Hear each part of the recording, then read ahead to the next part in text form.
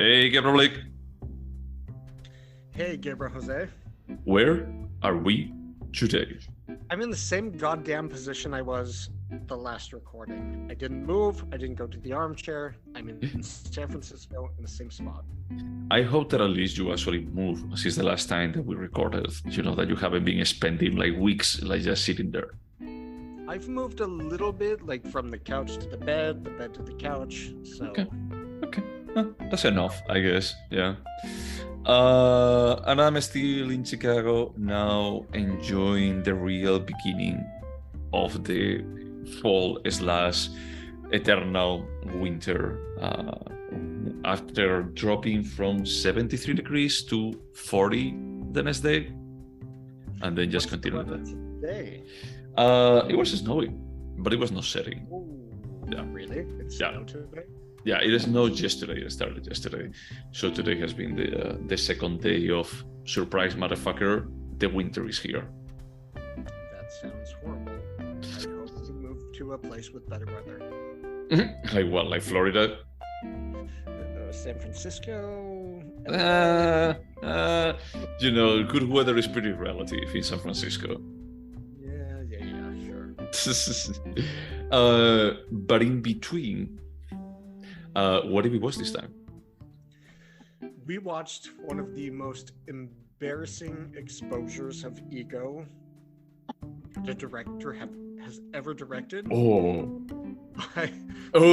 you're not even like just waiting to even give the title. You already started like just all out. Okay. What's his first name? Alejandro Iñárritu's new film, Bardo. But it's not just called Bardo. Let's call it by its full name. Bardo, False Chronicle of a Handful of Truths. Okay. And that was my pick. And why did I pick it? Well, I think that you brought it up first, that it was like, no, that was your pick. Sorry, it was not mine. My pick. You have to summarize it. Fuck you. Oh my God. Okay, yeah, go ahead. I completely forgot. So why did you pick Bardo? I picked Bardo because my husband bought me tickets to see this. Yeah. That's it. I said, hey, Jose, I'm going to see Bardo. Do you want to talk about it on the podcast? That's it. I think that on the last podcast, we were also discussing a bit about like the damage that the algorithms on streaming platforms were generating with, I think we're talking about Causeway last time. And we're talking about like A24, that it almost felt like a cloud of words about like, hey, this is what we want to generate. We want to generate a movie that it can win festivals. You know, I can still appeal to these specific sensitivities. So I think that when you mentioned Bardo and we realized that it was like a Netflix movie, I personally was curious to actually see what would happen here, because I do like Alejandro González Iñárritu. It may be like one of those very few directors that they have like more than 6 movies, and I have watched all of them, and I tend to like most of them. Yeah, I feel like I like most of his films. I mean, the film that comes to mind, it immediately is beautiful, and I'm like, fuck this guy. But then, like, considering Birdman, it's like, this is a good film. It's good. I mean, he doesn't actually do long shots. He edits them together, but it was a good film. No, that's fair. So, as this was your pick, I guess that I have to summarize it. This is a movie that right now is only on cinemas. By the time that this comes out, it may be already on Netflix. I think that it goes on Netflix like mid-December. But in any case, as we discussed, is that we are not going to be like holding back much on the spoiler front. Yeah, no, we're gonna fully spoil this film. Just making it a bit easier to actually discuss. Basically, the movie follows the life, but a bit more like the occurrences on this director, this Mexican director that lives in the United States, and he has been awarded a prize, you know, like from the what is it, like the Cinema Makers Association of the United States. or the Journalists Association of the United States. Yeah, something. He's given an award that should be the Oscars, because that's what this film is about. Sure. I'm not sure. This is so obvious what he was trying to talk about. Well, he talks about himself. I mean, this is like basically one of the most obvious. Beyond, if you actually remove Woody Allen playing himself on his movies, is that this may be like the most obvious kind of projection of a director towards like a role on the screen, or Charles Kaufman in adaptation. That is like, well, that's Charles Kaufman, and it's called Charles Kaufman.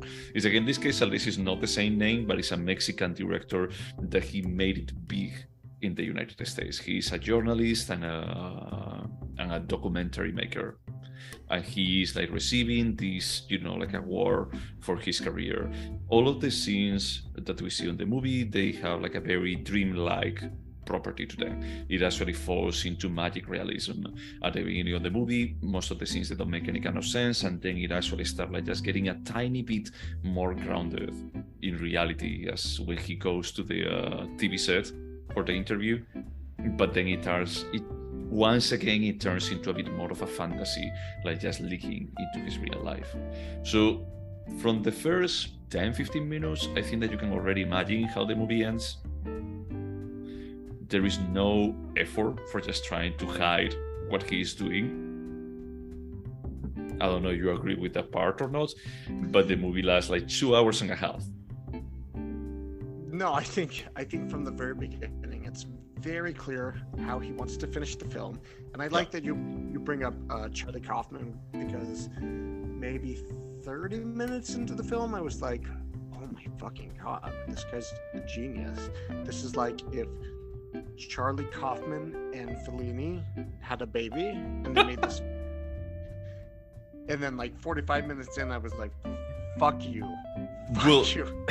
That's true. I actually thought like several times, it's like, this is the theater of the absurd. About like how over the top like some of the stuff is. Like, for example, when he has like this trip through Mexico City, and he starts like seeing people like falling in front of him, and how he just like climbs, I don't know what is like the Soco, I don't know what is the name of that square, a super famous one in Mexico City, and he starts talking with Hernan Cortez, and you see like what is the name of this this woman, this Aztec woman that betrayed. Wait, this is towards the end? Yeah, towards the end. That was actually one of the conversations that I was like, wow, this is super interesting.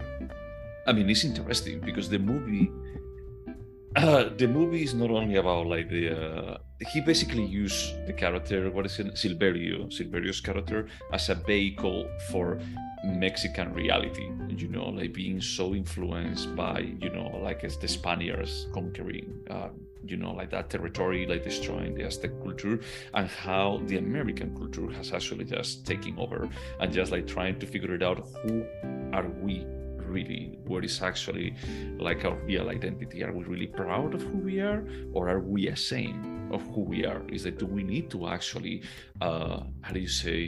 embrace our cultural heritage for actually being recognized externally, or will we only be recognized externally when we actually sell ourselves to what other people expect of us? So I will say that I did find the conversation with Cortez extremely interesting, especially when he said that Mexicans have rejected Spain, and they rejected the people that they committed genocide against. Yeah. And so they have limited themselves to bastardy, is what they said in the film. And I was like, wow, yeah, that's completely accurate. I feel like Mexicans don't actually have an identity because they've rejected everything. No, I mean, I don't think there is so much about like just not having an identity. It's a bit more about having a conflicted identity, having like many kind of sources and not being able to conflate all of them into just like their own identity. Is that that's the part that I feel about like there's this kind of internal conflict about like, hey, should we be proud or not? Because Spaniards had actually just like treated them as we shouldn't be proud. Well, we had treated them as you shouldn't be proud about like your cultural heritage. You should take ours. But is that you also reject it? But don't you find like Silverio's desperate need for the approval of Americans an example enough? Like, he was super critical of America and Mexico, but the one thing we can say for sure is that he was desperate for American appraisal or awards, which we can obviously understand that he feels guilty about winning the Oscar. Potentially, you know, but it's like, I think that what defines like pretty good like that situation, you know, like the reality of this character is the conversation that they have in the apartment. That I really like that apartment in the DF, in the Mexico City, sorry, where the wife tells him is that, hey, this is the reality that you have, is that when you talk with Mexicans, is that you always talk extremely poorly about the culture that we have here. You always criticize everything, from the politics, from the culture, absolutely everything. But when you go to the United States, you're always like trying to sell that we are more than the stereotype that they try to see on us. You know, it's like he tries to dance like in that kind of line between, it's like what is selling, because other people actually like throw to himself. It's like, hey, you are selling yourself.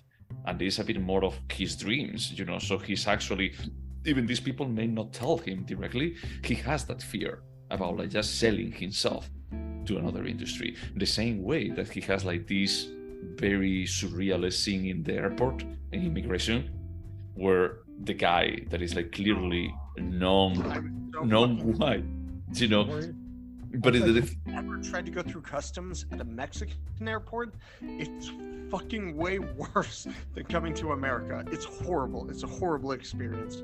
I don't know, dude. I mean, I've gone through both, and I know like that part about like just people telling you like welcome home is or not telling you welcome home is like a bit more of a script kind of thing.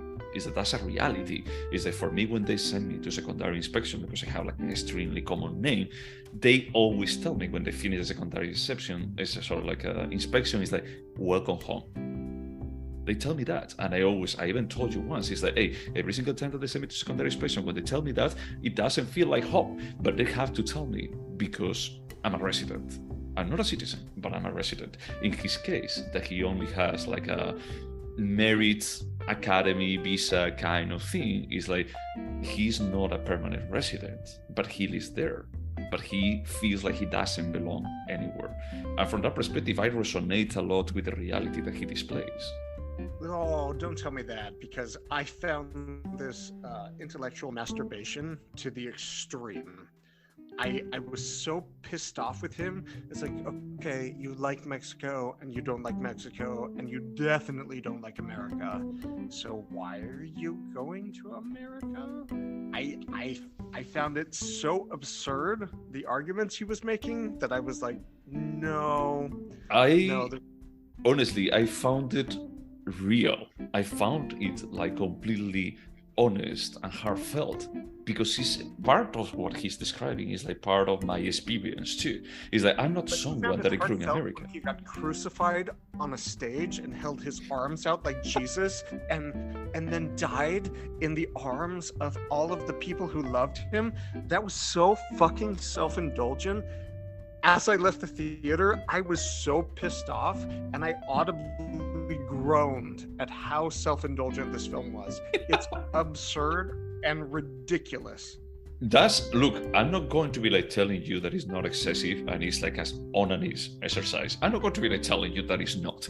Now, what I'm going to be like telling you is that I think that this movie is more than the sum of its parts, but it's more like how I relate to this, how I feel like this is actually heartfelt. And actually my boyfriend, that he's Mexican, you know, is that we talk about like a lot of the reality. He told me, is like, look, everything that he's describing about Mexico, about like how they feel about like this kind of internal kind of a struggle, that's 100% real. It's like we all have it.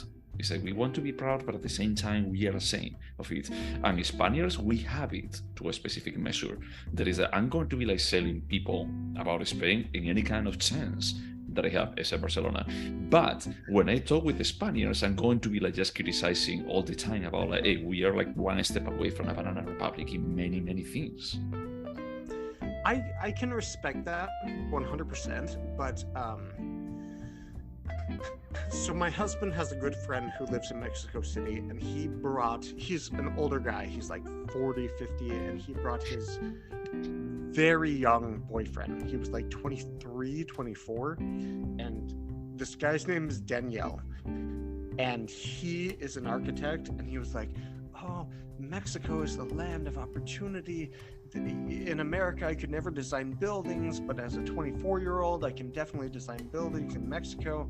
And he spoke from a place of privilege, and I feel like that's where Iñárritu was speaking from. He doesn't understand. He's part of the 1% of the 1%, and then he's complaining about a country that has given him every opportunity in the world. And he doesn't recognize that his experience is not the average Mexican experience. That's correct, but it's like at the same time, is that he recognizes, or what he's trying to portray is that this is ingrained in the DNA of Mexico. It doesn't really matter about like if you come from a very big family, you know, like really like how they call it, like fresa, you know, like really like rich kind of family, or you actually come from a poor one. It's like people are going to be like criticizing the country, and they're going to say it's like, hey, this is it. Mostly everything is it. And this happens a lot in almost every single Latin American country. And probably your husband can tell you that in Argentina, they also do like quite a bit of that.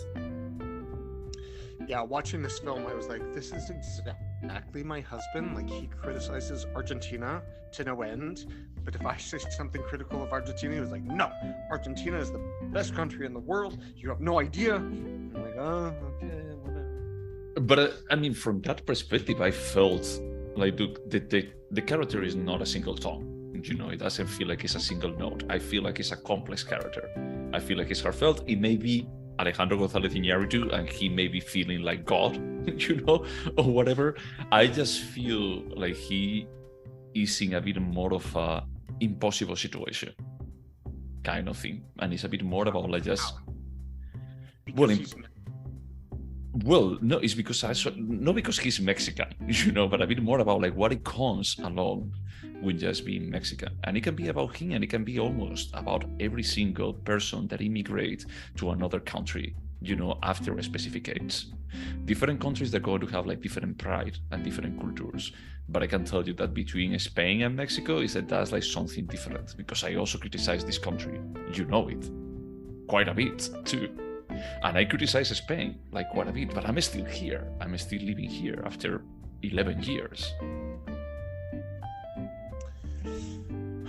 Yeah, no, I see what you say. I feel like he didn't really know what he was trying to say with this film. He was just critical of everything, and he wanted to like build this epic to his ego. And so we see him, and it's funny because the script is very self-referential. Yes, and at some point early in the film, they say, oh, how can you use historical characters to talk about who you are as a person? And then he does it for the last two movies. And I feel like it's so self-aggrandizing that this conversation is beyond what it means to be Mexican and desperate for the approval of America. It just comes across as a little egotistical. Let me just ask you something.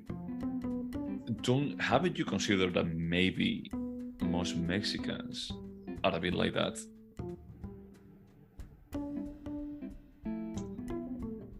I mean, yes, I want to think better of the average Mexican. I don't want to think that they're desperate for the approval of any other country. Yes, I don't know. I mean, but that's, imagine like a country that is that you have like very limited opportunities, and even if you are like the best of them, because it's like when we were talking like last week, and you were saying, oh yeah, this is like the Cuarón movie, and it's like, yeah, no, that's a different Mexican director, and he's not Guillermo del Toro either. It's the Wait, Iñárritu did not do Roma?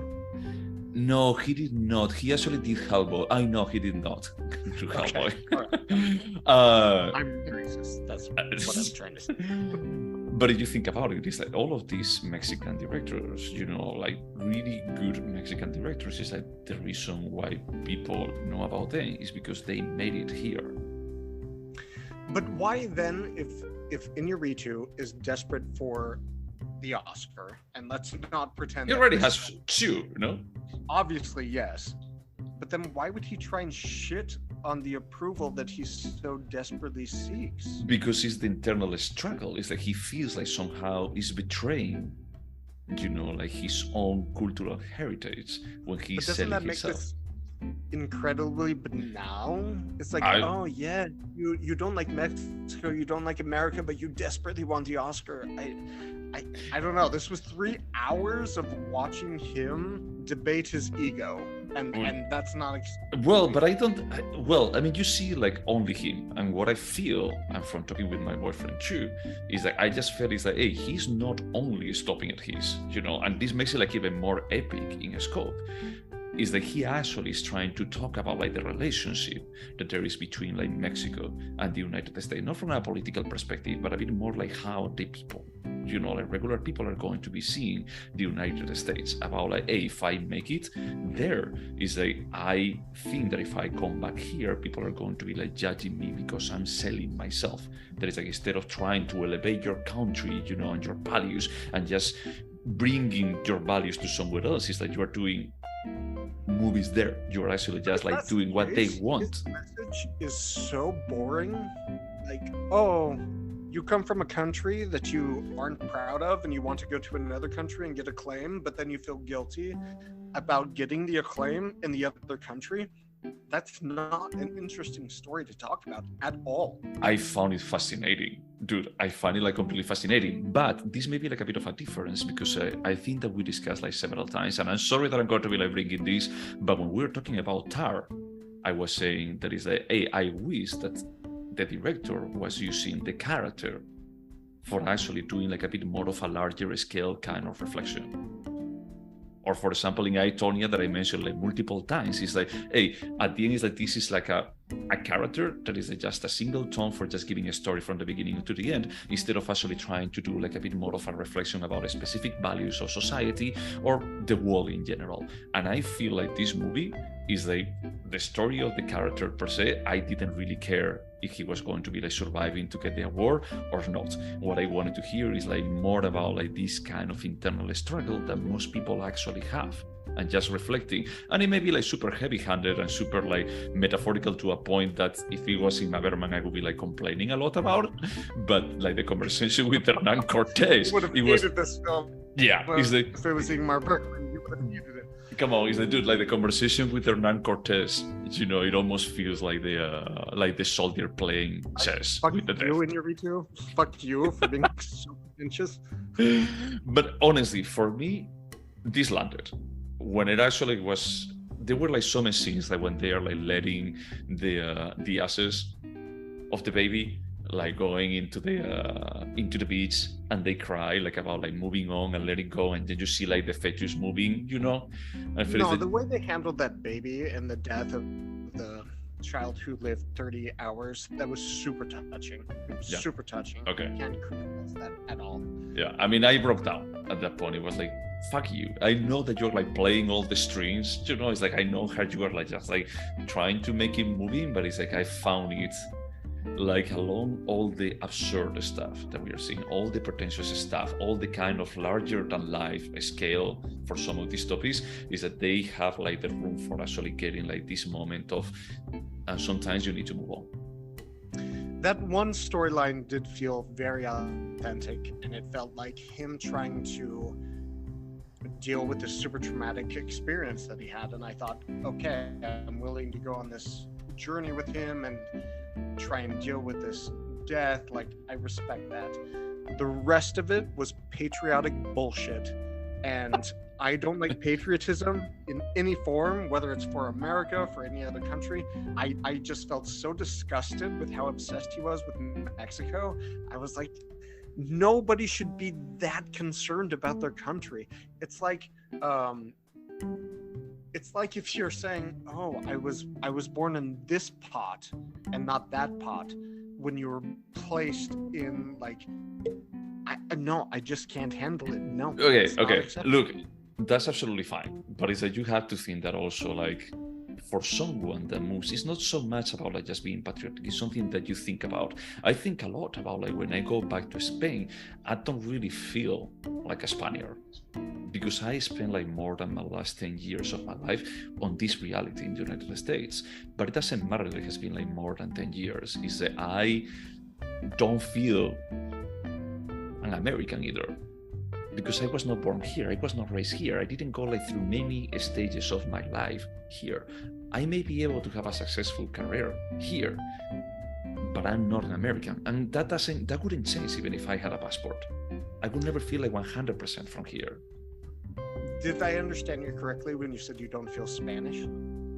I don't feel like 100% like an Spaniard anymore. I feel a bit out of place because I haven't gone like through the realities of the country in the last 10 years. I didn't have to put up like with some of the bad stuff that happened or the good stuff that happened. I wasn't there. So for me, it's like I'm a tourist. Even if I go back like multiple times a year, it's like you don't live there. So I can respect that. I understand that like some people, especially people like you, they don't have a home country. I mean, you do have a home country, but you feel like you don't have a nationality. Yeah. What I don't accept is the self-indulgence of this film. And the dedication, 2 hours and 40 minutes to a director's ego. You can explore like not feeling like you have a home, like not feeling like you have a home country, but no, this was pure self-indulgence for 2 hours and 40 minutes. And I'm not saying there weren't moments of brilliance, because there were absolutely moments of brilliance where I was like, holy shit, this guy is the Mexican Charlie Kaufman. The script was so self-referential that it was like pleasurable at times to see where the script was going. But at the end of the day, it did not require 2 hours and 40 minutes, not at all. Honestly, I don't agree with that. I already told you, it's like for me, it's true. It's self-indulgent. It's like I'm not going to be like denying it. For me, the only part that it was like a bit long is like when all the twists and turns are put on the table, and it still has like 20 more minutes. Or an hour and 20 minutes. No, it's like the last 20 minutes is like, dude, yes, we already knew that you were going to be like landing here. It's like, why do you need more? It's like, what is the point of actually needing like more? It's more like recreating yourself in these deserts, you know, and just like seeing him walking around, and it's like, that's fine. It's like, we already know everything at this point. You're not going to be like bringing anything else. Just theater of the absurd. Did you enjoy the conversation he had on the roof at the party that the Mexican journalists held for him? Yes. I think it was Luis, yeah. Because that actually represents, again, like the kind of dichotomy of what do you do for actually like succeeding. Yeah, for me, that conversation was everything Iñárritu wanted to consider in this film. It was both sides of his ego. He declared himself an intellectual, where Louise was like, no, you're super self-indulgent and your work is a piece of shit. I feel like that conversation was exactly what was in Iñárritu's head. You think that there was nothing else to the movie? No, like I said, there were moments of pure brilliance, like honestly. In fact, as I left the theater, I told my husband, what a pretentious piece of shit. And it's such a pity, because there were moments that I was like awe-inspired. genuinely uninspired. But I think he was way too self-indulgent with this film. I don't disagree about that part, as I told you. If he's pretentious, yes. If he has problems, the length, definitely. But it's one of those things that we have discussed like multiple times, that depending if a movie lands for you or not, is that you can not ignore, but you can look beyond like those problems and not only fixating in there. Is that for me, is that this resonated, like given my experience also as an immigrant, is like I resonate with pieces of that. Then from a culture perspective, is I'm not an expert in Mexican culture, but my boyfriend actually told me is that like way more than the average American person, about like Mexican culture. He didn't get the part, is like, yeah, you guys destroy this country, destroy this territory. But from that perspective, is like I visited like multiple times. So for me, it's like I could understand like the tricky spot, like the tricky dance, the tricky kind of I want more. But if I want more, am I betraying this or not? Is that should I like try to adapt my reality to the reality that I'm being sold that is supposed to be superior to mine, or should I be like ignoring it altogether? Should I be like just criticizing what I left behind, or should it be only like, how do you say, like rising it, or like sweetening it, like the perspective that I had over it? But as a film critic, a film can resonate with you, and clearly this touched on some themes that you identify with. But do you think it was a good film? Two things. The first one, I don't know if we should qualify ourselves as film critics. I'm not sure. We are film critics. Admit it. Okay, sure. Honestly, I will give it, like with a caveat. I think that this is a movie that if it resonates with you, is that I felt super moved, like moving a way that no other movie that we have watched in a very long time moved me. Including Tar? Especially Tar. Is that because multiple times... You are dead inside. No, dude. No, it's what I was telling you, is that the problem that I had with Tar is that the character, it was just like a single tone. It was like just created for, it's like, hey, this, I want to make a case about cancel culture, and this character was created for this. Is like in this case, I just felt, hey, this character was giving like some specific stories, like for example, like the baby, or other ones inside of the movie that is I think that they serve the character for actually developing into a whole human being. And then at the same time, he was capable of using it for just expressing like a bit more of the reality of Mexicans versus the United States. I have so many questions. So, like, leaving Tar, you felt like it wasn't that interesting. And watching Bardo, you're like, oh wow. Let me just tell you, look, if I look at these movies, like objectively, I would say like the crafting of Tar is superior to this. Okay. Like I would say like vastly superior, compared to Bardo. I would think that it's like, hey, Tar is like way better crafted than this. Is that he actually did like an insane amount of study, and he has like a visual language, thought feel, that is impeccable in Tar. From a crafting perspective, I think that is like one of the best movies in some time. From a crafting perspective. I just want to point out right now that Tar is a New York Times critic pick, and Bardo is not. So just take that for whatever. God, so you're telling me that this is War than The Guest? I mean, Tar and The Guest are about the same. Okay. Oh, the pantheon of the good movies, of the good craft and good taste. No, but I still accept that is like Tar is better crafted as a movie.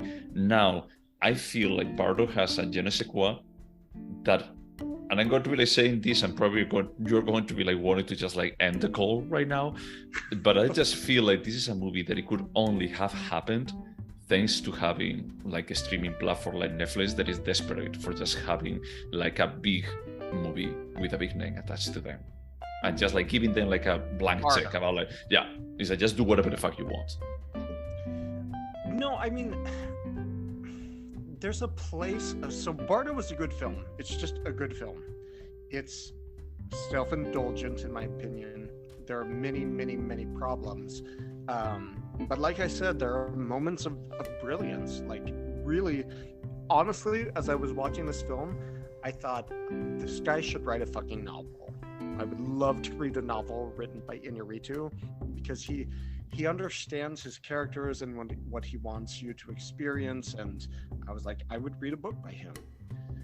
This film has a shit ton of problems, and I'm not telling you that it's perfect. Honestly, that's the reason what I'm telling you. It's like Tar is way better crafted than this. There is no competition here, honestly. Yeah, no, I'm not comparing it to Tar. I just feel like Iñárritu is so obnoxiously talented that this should have been a better film.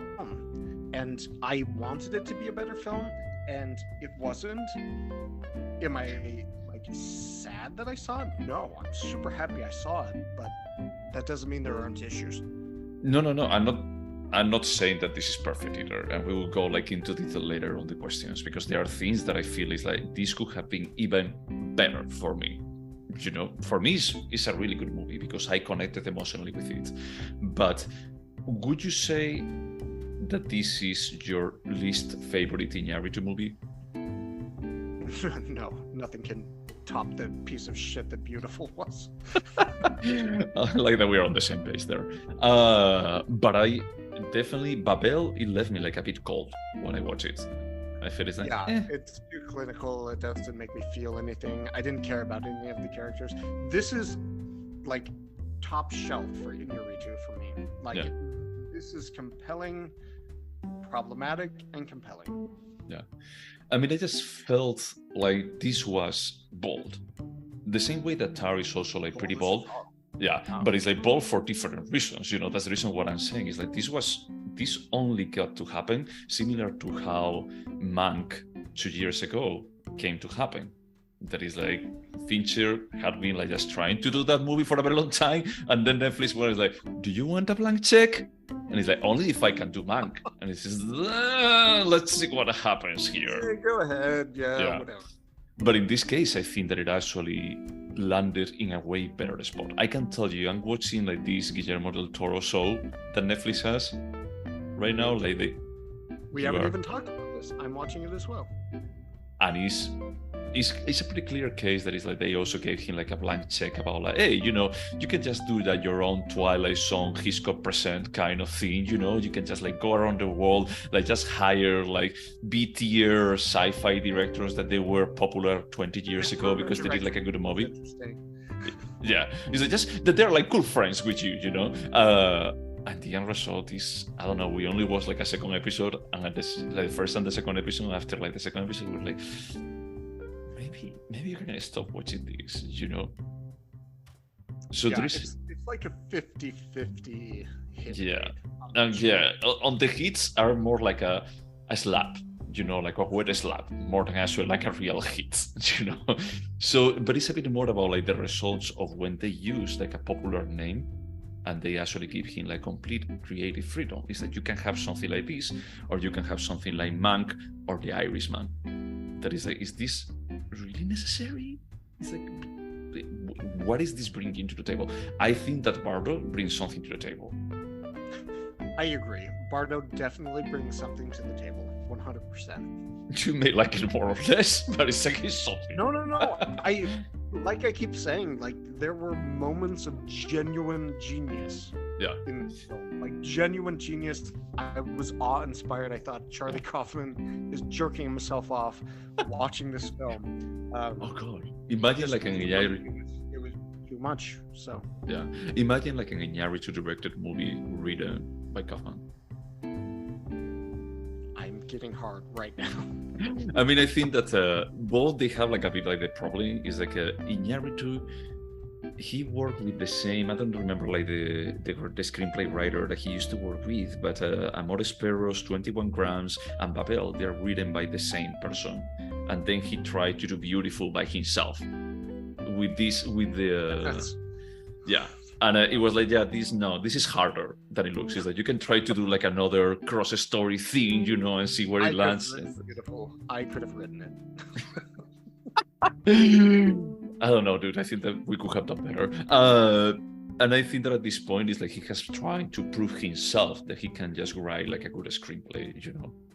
So after Birdman, I think that there is no turning back. It's like, yeah, he's going to be like keep writing every single movie he directs.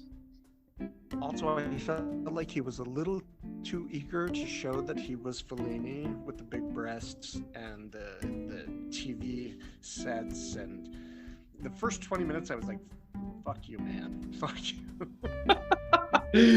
No, definitely he knows about cinema, you know, and he can actually use like that kind of resources. I mean, it was really well done, honestly, from a directing perspective. I like the long takes that he took.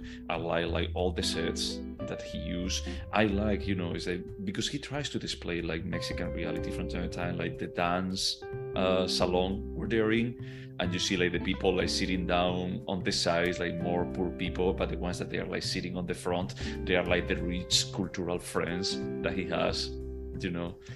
Just from a technical perspective, do you think those long shots were real? And I only asked that because in Birdman they were all fake. That's the only reason I ask. I mean, maybe they were real. I don't know. There was a point that I was wondering the same when they were on the TV set, you know, and the camera was like just following all around. There were a couple of times that it reminded me to The Rope by Hitchcock. That is it's supposed to be a single long take, but there are like a couple of points that the camera just like goes to a corner.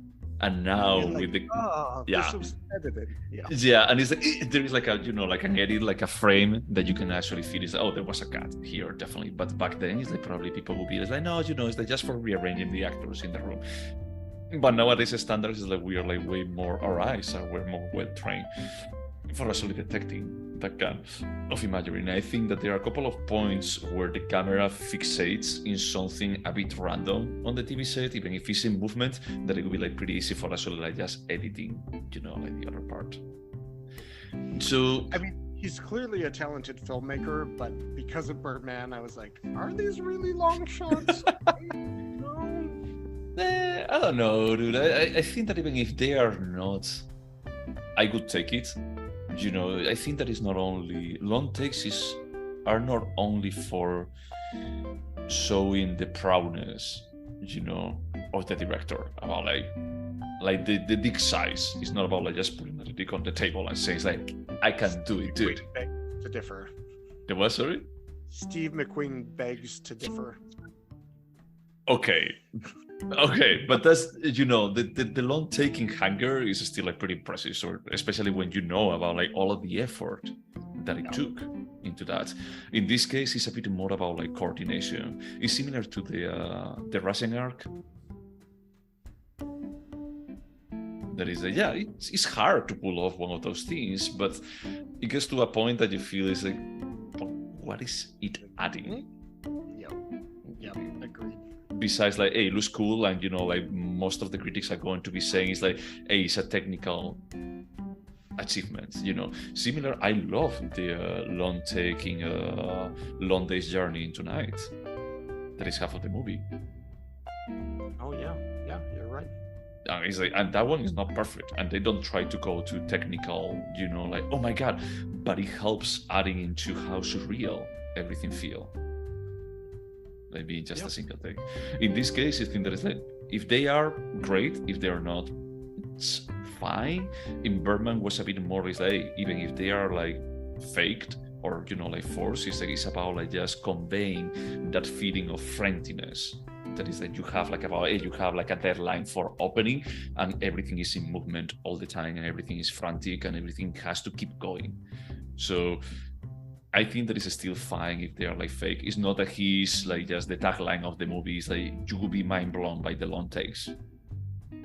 Yeah, I mean, there's like the film nerd aspect of like, oh my god, this is a 17-minute shot, and then there's like the experience of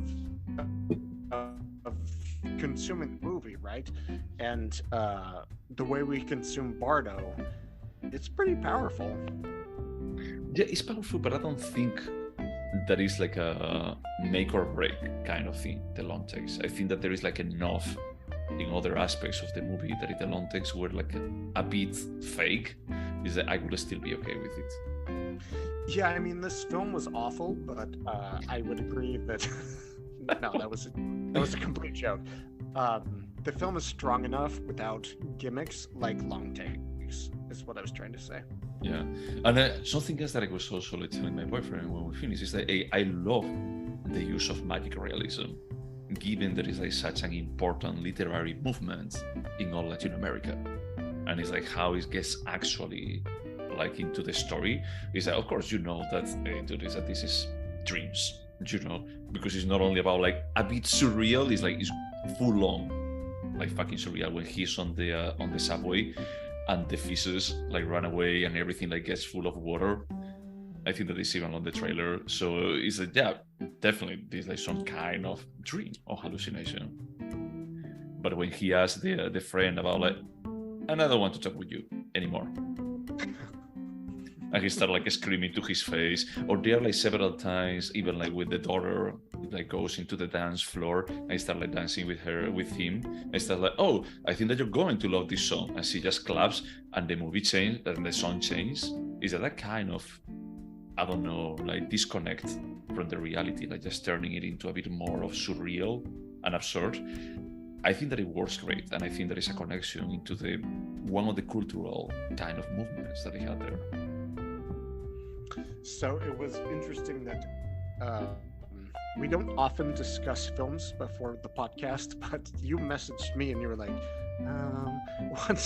what's like your score? Oh, I was not hesitant. I was like a bit pissed. I wanted to also just know like how prepared should I come to this podcast after you asking me the same with Tar when I was done with it. But because I thought we were going to cancel the Tar podcast. That's why I was like, I can't wait 2 weeks to find out what you thought of this perfect film. I decided to use my car, I was like, okay, he gave me a car with Tar. I'm going to be using it right now because I felt that it's like you were not too excited about it, about your message when I was like, hey, I'm about to watch it. It's like, good luck. Like, well, clearly he didn't like it too much. Because it's 3 hours. 3 hours. And it's not Tar. It's not that compelling. No, it was a good film. I mean, I don't know how I'm going to score this, but it was a good film. Okay. Should we go over the questions? Let's do it. All right. Well, first, let me ask you something. What did you think of the cast? I think the cast was excellent. I mean, it's mostly the main characters, Silverio, but his wife, his kids were all very good. Yeah, I mean, usually I don't like kids, and I like both of them, like quite a bit.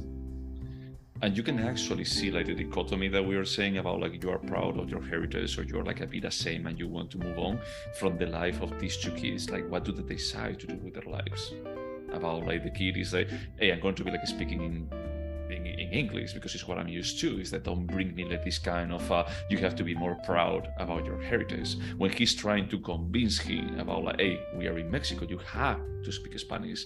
And then the daughter says about like, hey, I think that I want to leave my job and just come back to Mexico, live in Mexico City. And he's trying to almost talk her out of that. I have to say, as an ugly American, I was so annoyed with him, like, shitting on America while being so proud that his daughter was working in Boston in a very nice job. And I was like, what are you trying to say? Like, dude, honestly. You hate Mexico, you hate America, you hate that you need America's approval. I don't know what... But that incongruence, I think that is like what is the magical thing here. I know that for you it may be like, dude, this is dumb, but for me it's like I partially understand that. It's like we have like a similar thing, and for them they have like that thing too. But okay, we're getting into weird territory here, but like if you want your kids to go to a safe, wealthy environment, wouldn't you not criticize that environment? I found his criticism of America and Mexico so boring. It's like he's like every Uber driver I have in San Francisco. They hate America. Life was much better. But they go back. Syria, where they come from, and I don't know. It's not interesting at all. I personally find it like super interesting because it's a bit deeper, than the average super conversation. They get a bit more into culture, they get a bit into heritage and reality of just living there. Sometimes a bit more about like just notes, like small notes, and other times like just digging a bit deeper into it in a bit more of a epic manner, like the conversation with Hernan Cortés. I can see that, and I've only been an expat a couple times in my life, and well, it was in Russia. It was in Russia. It's like probably you don't want the approval. You don't want the approval of Russia, honestly. No one was that. It's more like you are sold by media and by many other kind of influences about like how awesome like the United States are, and it's like, and I don't want to use Aaron Sorkin for this, but the opening scene of the Newsroom, I honestly think that is like one of the best things that Sorkin did. I'm sorry for saying that, but it's like I think that it's like watching. Yeah, but it's a good kind of sentence about like, hey, I don't think that this is the best country in the world, but it could be. It has the potential, and it's amazing. But it can be frustrating when you actually arrive here and you're expecting to actually live this kind of perfect image that it actually gets like transmitted to the outside world, and you realize that it's not only that. It's not that perfection. Yeah, I think, and again, speaking as an ugly American, I understand that I'm not the best person to speak about this. Nobody is obsessed with their countries as much as other people are. I don't go to a different country and think, oh, how does America compare to Italy or Spain? Like, that's only other countries. They're so obsessed with who they are and their countries. Dude, you don't. But the average American, they are trained since they are little for actually being as patriotic as they can be. Yeah, that's true. I mean, I'm super embarrassed by the people who chant USA, USA. I get it. I just don't have that. You don't, and that's great. That's amazing, dude. It's like I was not trained for actually loving Spain. I love it, but I also know that it has like a lot of problems. I'm not like on every single second like comparing everything to Spain. Maybe I do, but it's not from the perspective. It's like, oh, this is so amazing in Spain, and here it's like completely fucked up. There are things here that they are like vastly superior to it, and there are things that they are like vastly superior in Spain. It's just the reality. What I'm saying is that exploring that in film is not interesting to me.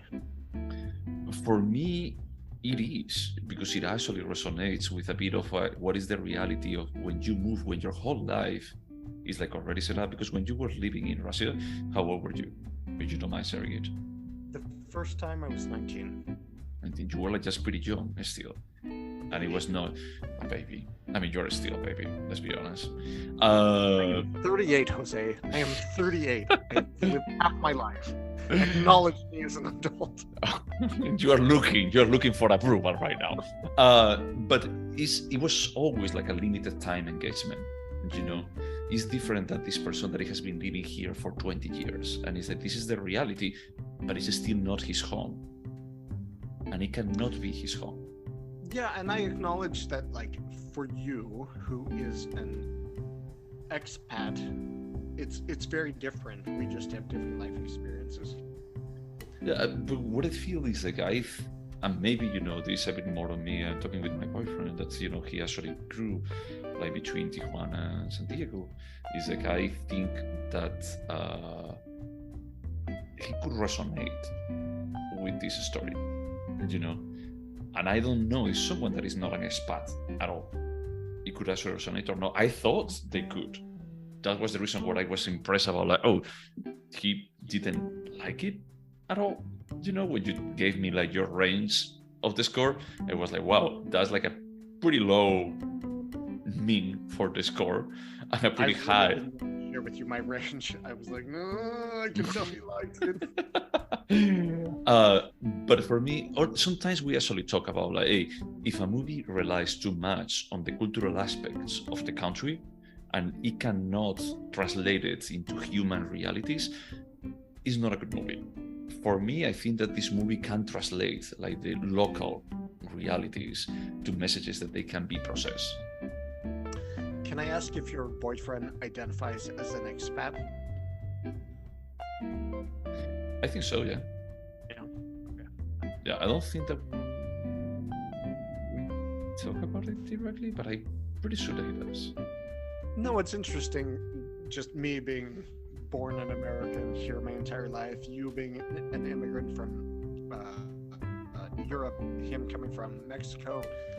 Yeah, different perspectives. Yeah, but I mean, I don't know. There would be like other people, other countries, that, for example, like maybe someone from London could read this reality in a completely different way. But they're in a similar kind of situation from the perspective that the relationship between UK and the United States. I feel like it's an interesting topic to explore, and it's true. It's like, it's very self-gratifying.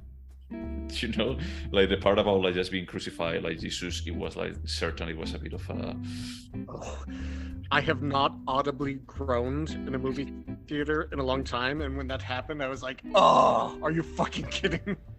yeah that part. And I think that he looks at a point to his feet and he has like the bones, He has the stigmata.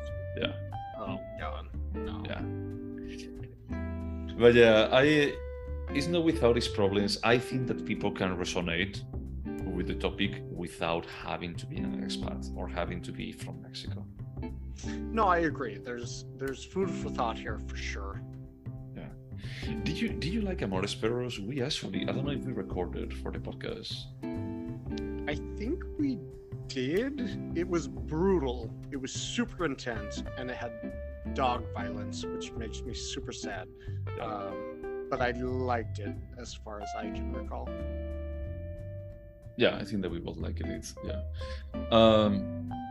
And that was like it was like set in Mexico City too, if I recall correctly. Yeah, it was. And it was like a bit more of a grimmer version of Mexico City. Here is a bit more of a contained perspective. Yeah, that film was super intense. Yeah. Well, yeah. I had to make sure none of the dogs were harmed. None of them were. Oh, that's right. That they had like a sign at the end that they were not hurt. Yeah. Yeah, it would have been like pretty terrible if they had been. Probably they dragged them, in any case. They said they had masks on them. Anyway, this is not about Amores Perros, but they said no dogs were harmed, so I was okay. That's the important takeaway for that movie. Then let's go over the questions. Would you watch it again?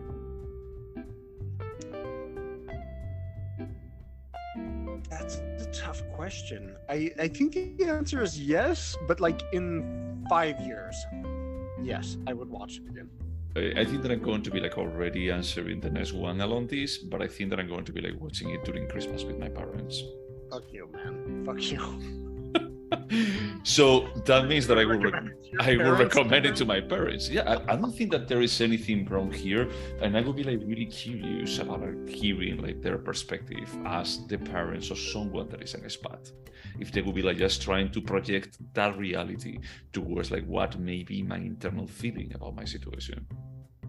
Honestly, so I have my issues with this film, but I do feel like it's an interesting litmus test for expats, non-expats to like, it does raise a lot of questions, and I think that's interesting. Yeah, and I think that it's not only about expats. I think that it's also about like the reality of the culture, the Mexican culture, like just being influenced by the American one. Yeah, absolutely. Would you recommend it? No. I mean, I can't imagine a situation where I was like, oh, you should see Bardo or the non-Corona team. That's fair.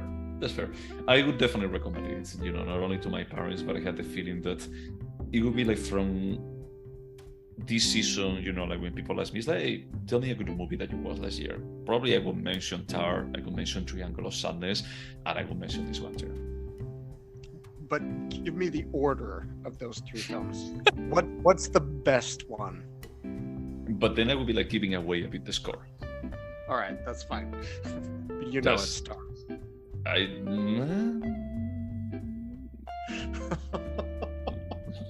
No, it wouldn't be Tar. Well, depending on the person, I may go with Tar. The Triangle of Sadness is absolutely number 3. Dude, there is. I mean, I'm going to have like a hard time recommending that movie. Sorry, a bit of spoiler alert with the voltage scene. With that dinner scene, is that I would be like just biting my tongue about like, do I recommend this? Like, do I know enough about this person? I mean, because it's like the kind of thing that it can be like a friendship destroyer if you recommend it to the wrong person. Is that there's no way of backing up from this. Like, oh, I didn't know that you didn't like humor that involves and vomiting. Yeah. So yeah, it requires like a specific sensibility, because I feel like the rest of the movie is very ironic, a bit elevated, but it's like. But not that 20 minutes. No, that's 20 minutes. There is no need for it to be 20 minutes, but they were. In any case, this I think that is like easier to recommend, and Tar is also easier to recommend. I think that I will go like with these 2 before Triangle of Sadness. And probably depending on the person, I will go with this before Tar. I think that is more thought-provoking. I'm sorry. Let's just continue on with the question. Could you remember it? Yes. So it's a very complex script, very complex. So I'm not going to remember the details, but I'll remember the overall story. Yes. Yeah. Definitely. I will remember it too. Do you know that Bardo, what it means? Yes, in Tibetan mythology, it's like limbo, right? Correct. But also in Spanish, Bardo, you know that. That is like someone that just tells stories. So my husband told me that it's in Argentina, it's slang for a lie. Oh, gotcha. In Spain, it's actually another name for the troubadour. Oh, so really? Someone that tells stories. Yeah. Yep. Interesting. And that was like a part that it was like also interesting. I mean, I love that aspect of it. You know how I feel about documentaries. That I feel like they are not so much about telling the truth, and they're a bit more about like telling the perspective of someone. And I think that the song calls him out on that. And he's like, no. I was just there and they told me like super interesting stuff, and things happen. He's like, I'm just a vehicle here. It's like, weren't you manipulating a bit like what it was the reality with whatever you actually wanted to show? That is like a bit what a Bardo could do. Oh, interesting. So he's Mexican, right? I don't want to be racist. Who? And assume that Iñárritu is Mexican. Yeah. Yeah, so I'm curious to know what Bardo has in terms of like the Mexican meaning. Because you gave me the Spanish influence and the Argentinian influence, but what is it? Not the Mexican. I'm not sure. I asked my boyfriend and he looked it up. So it may not be a very commonly used word, or maybe it has like this historic context, that in Spain, like Bardo is a word that I know, but it's not a word that we actually use like every day. We use troubadour like more often, I feel, more than Bardo, but they're synonyms. Is there anything artistic about it? Yes, I mean, I was super frustrated at how smart the script was. The guy's a genius. Like, seriously, he's the genius. The film didn't work for me, but he's super, super smart.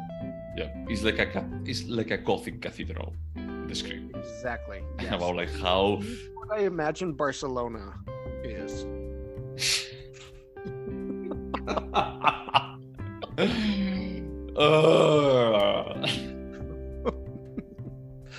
Barcelona is so beautiful.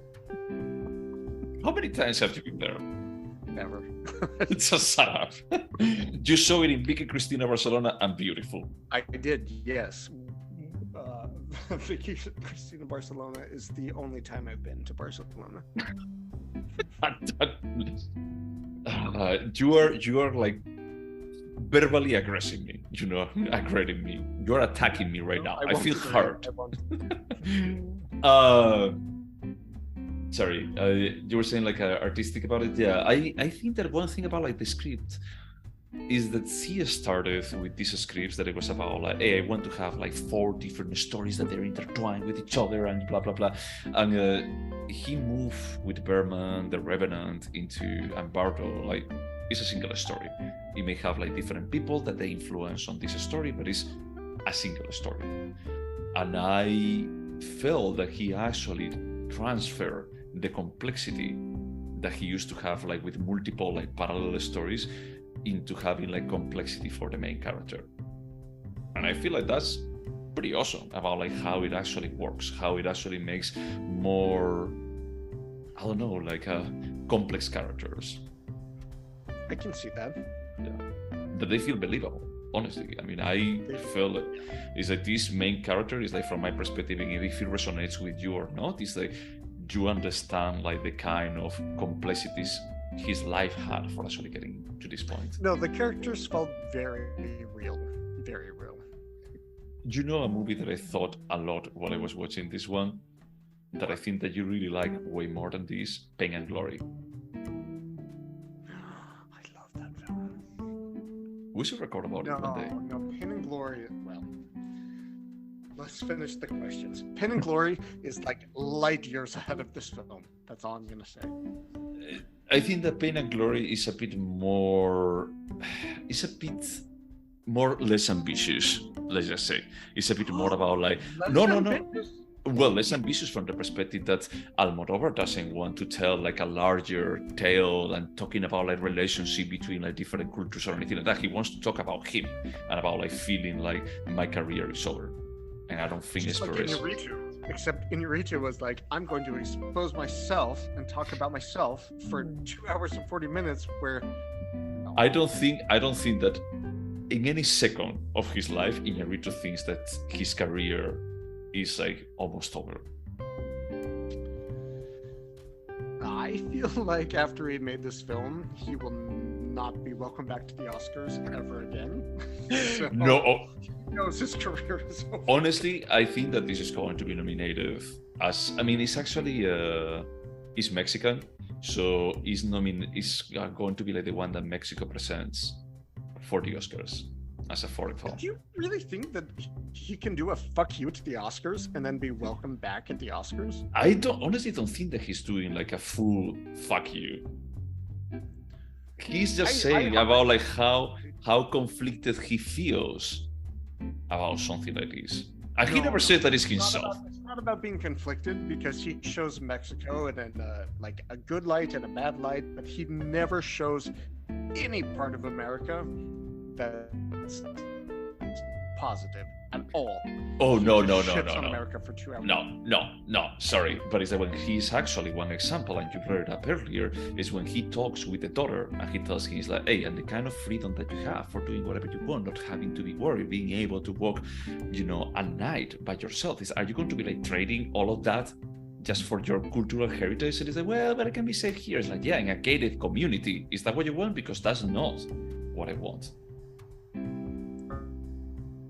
All right, that's fair. Yeah. Is this a timeless piece? Yes, 100%. I feel like it's... Born in 2050 years. I was born in 2022. No, I wasn't born. That's a joke. I was actually super compelled by this. Like, I couldn't believe how quickly 2 hours and 40 minutes went by.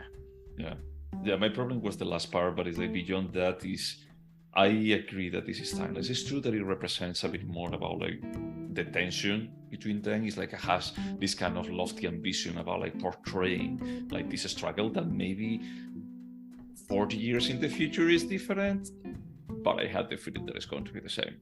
That is like Mexico is going to still be at the shadow of the United States.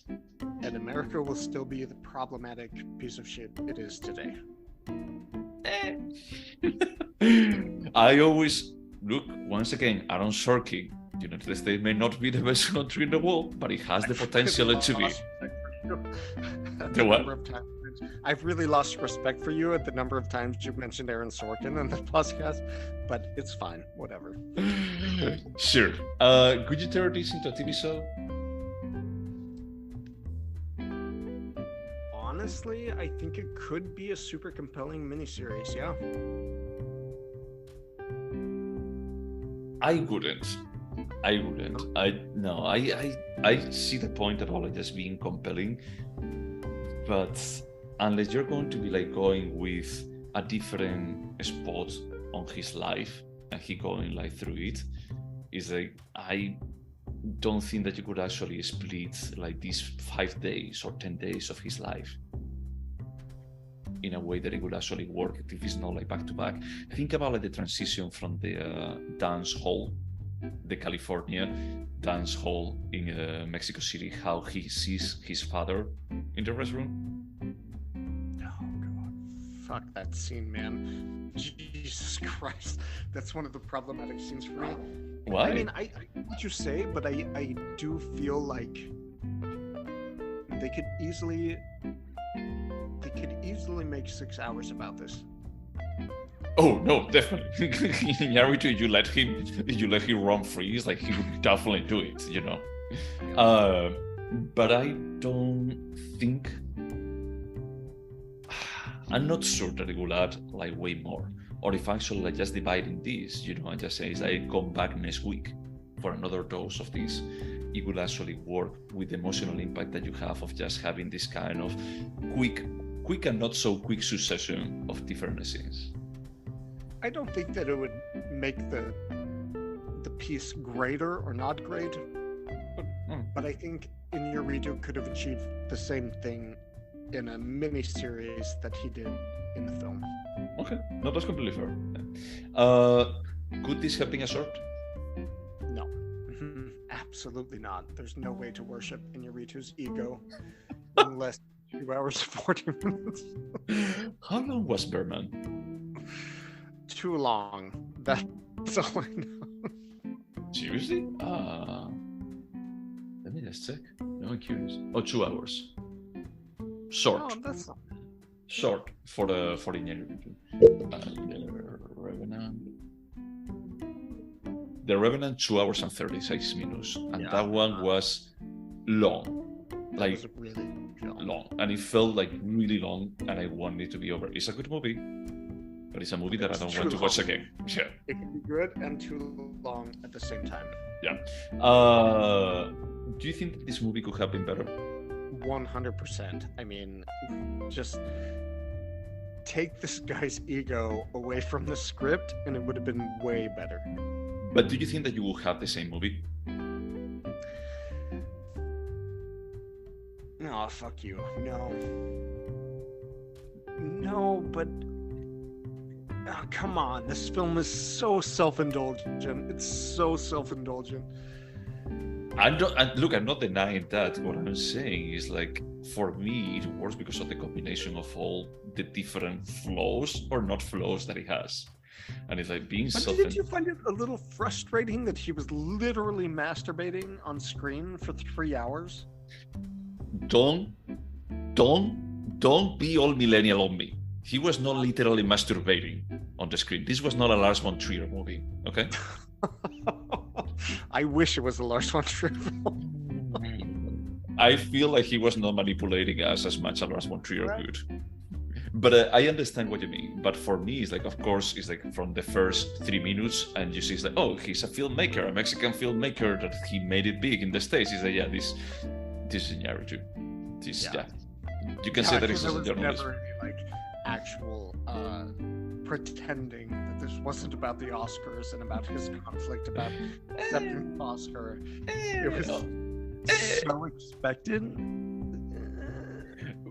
Do you think that it's like basically he wants you to read it like a bit more literal and just saying that it's like, hey, part of me, part of who I am, it actually died when I went to the stage and it took one of the Oscars. I mean, that's exactly what it was. But he desperately wants an Oscar. He just doesn't like that he desperately wants an Oscar. And so, Well, okay. what about that he never writes the dialogue? The dialogue in the film? Yeah, well, he never wrote it like the acceptance speech. Sorry. I don't understand the question. If you think that there is something behind that the character never gets to write That the he didn't acceptance write. speech. Yeah. I see. No, I genuinely, I don't think he can admit to himself how much he wants the American award. But at the same time, so much. But at the same time, how bad he feels about getting it. Once again, like the contradiction. I mean, he made himself have a stroke, so we know he couldn't accept it. Well, we don't know if he's self-provoked. I didn't go into that read. No, he was just trying to make amends, like with his kids and everything. Yeah, and he really wanted to ride the LA metro system. And that's what you get. It was so horrible to ride public transportation that he died. I had to say that I actually took that metro exactly on that station, on the central station in LA. Really? Like the actual station? Oh god. Yeah. When the doors opened, it's like, hey, I've been fucking there. Yeah, that's true. That exists. There are like 2 or 3 lines. I don't remember like how many were there when I visit, and he said, yep, that's true. That exists from Santa Monica to LA. Yeah. Yeah, I mean, it made total sense to me as an American. I was like, yeah, that's public transportation in America. Yep. People die and no one helps. Yep. And there's a Mexican that will try and wake you up. That's it. At the end of the line. Yep. Yeah, from my perspective, I think that the movie could have been better, but a bit more about editing it down a tiny bit towards the end. I just feel it's like when you already made your point, this last closure part is like, I don't know, it doesn't add like much. And I've already been here for 2 hours and 15 minutes. Can you let me go if you don't have anything else here?